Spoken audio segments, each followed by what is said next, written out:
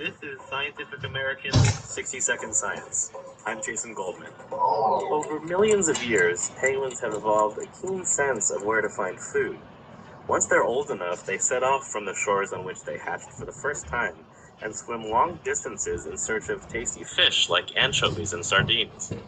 But they don't search directly for the fish themselves. For example, when young endangered African penguins head out to sea, they look for areas with low surface temperatures and high chlorophyll, because those conditions signal the presence of phytoplankton. And lots of phytoplankton means lots of zooplankton, which in turn means lots of their favorite fish. Well, that's what it used to mean. Climate change plus overfishing have made the penguin feeding grounds a mirage. The habitat is indeed plankton-rich, but now it's fish-poor. Researchers call this kind of scenario an ecological trap.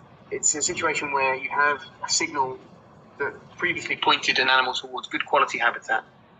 The habitat's been changed usually by rapidly induced human pressure, so usually anthropogenic change. And the signal stays, but the underlying quality in the environment deteriorates.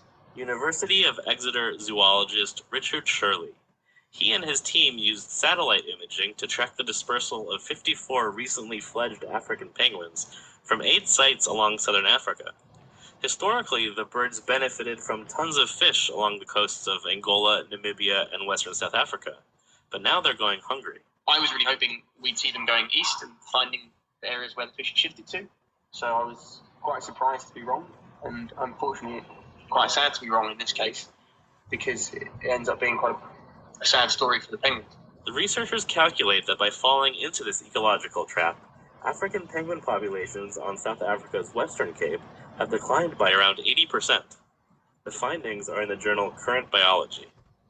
Some research groups are exploring the idea of translocating chicks to a place where they can't get trapped, like the Eastern Cape. But Shirley thinks that a longer-term solution means implementing regulations to create more sustainable fisheries, something that he says has public support.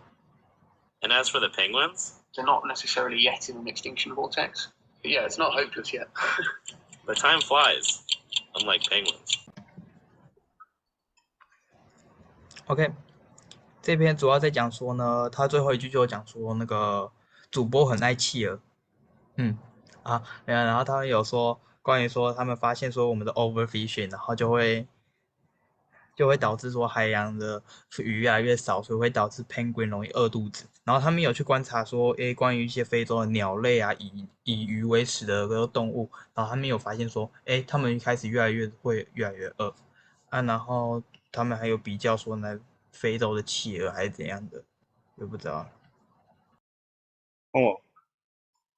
OK， 他讲说好像就是有鱼类减少什么的，南极鱼类减少，然后他们就形成一个新的生态，可能就是鱼吃不饱对的。然后还有去调查另外一个地方的，然后好像有讲到说做了很多实验关于鱼的，对，然后差不多这样。我后面其实听不太懂。